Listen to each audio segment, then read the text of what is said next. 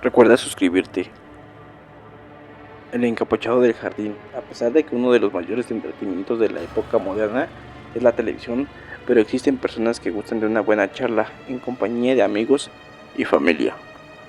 Tal es el caso de don Antonio Romo Gutiérrez, quien acostumbra a amenizar las tertulias con relatos fantásticos.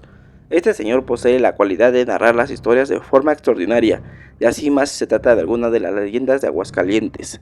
Sin duda, aquel es un gusto que le transmitió su nana Minina, mujer que narraba a los niños sucesos sorprendentes, quienes apenas si parpadeaban de la emoción cuando la escuchaban. Ahora don Antonio ya es un hombre maduro, pero con la misma pasión con que escuchaban a su nana, ahora otros lo escuchan a él.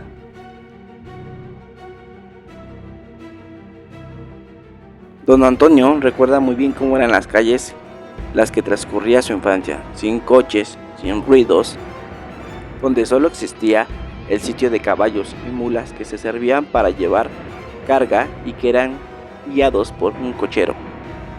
El Niágara era la hacienda donde don Salvador Romo, padre de don Antonio, quien tenía un cochero de confianza, don Ampelio. La labor de este hombre consistía en llevar en las vacaciones a los muchachos y muchachas a la hacienda, pero cierto día las cosas no sucedieron como solían ocurrir, ya que en aquel caluroso verano algo extraño vino a enturbiar la normalidad de los hechos. El cochero nunca llegó al lugar donde debía recoger a los jóvenes. Estos, con sus dulces equipajes, esperaron en vano la llegada de don Ampelio hasta la entrada de la noche, ya que don Ampelio era un hombre cumplido y responsable y que jamás dejaría abandonados a esos jovencitos, por lo que don Salvador, lo que más lógico era, a don Ampelio le hubiera ocurrido algo. Desesperado y preocupado, con todo y los muchachos fue a buscarlo al pueblo, donde era muy seguro que pudiera encontrarlo. Al llegar ahí, se encontró a don Ampelio en un estado muy raro, parecía como si recién hubiera llegado de otro mundo, tenía los ojos como si fuera a explotarle, y estaba mudo como un tronco. Lo único que pudo decir la esposa del cochero a don Salvador fue que su marido partió hacia el Niágara, pero de regreso en menos de lo que canta un gallo, con cara de tonto y sin poder hablar, blanco como leche y con los ojos a punto de salir de sus órbitas. Después de escuchar el relato de la esposa de don Ampelio, don Salvador regresó con los muchachos a la hacienda. Pero ¿qué era lo que le había sucedido a ese hombre? Pasados 8 días después de que don Ampelio se recuperó totalmente y regresó a su trabajo, don Salvador lo interrogó. La explicación del cochero fue la siguiente.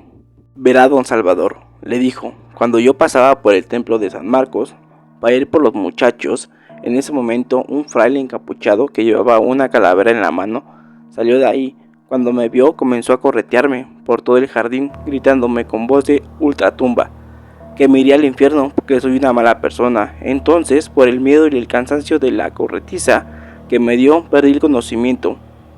Casualmente, un amigo que pasaba por ahí, al verme tirado, me llevó a mi casa arrastrándome. La nana Minina explicaba una versión de los hechos del siguiente modo. En Aguascalientes, la gente pobre y rica, sin distinción de ninguna clase, se reúne para festejar la feria de San Marcos, que precisamente se realizaba alrededor del jardín del pueblo. Con el fulgor de la feria era muy poco que la gente asistiera en los oficios religiosos de la misma, prefiriendo la diversión a la devoción. Un mes después de la festividad, decía la gente que se aparecía un fraile que llevaba en una mano una vela y en la otra una calavera. Ese monje se paseaba por el jardín como intentando eliminar el griterío y el escándalo que había dejado la festividad.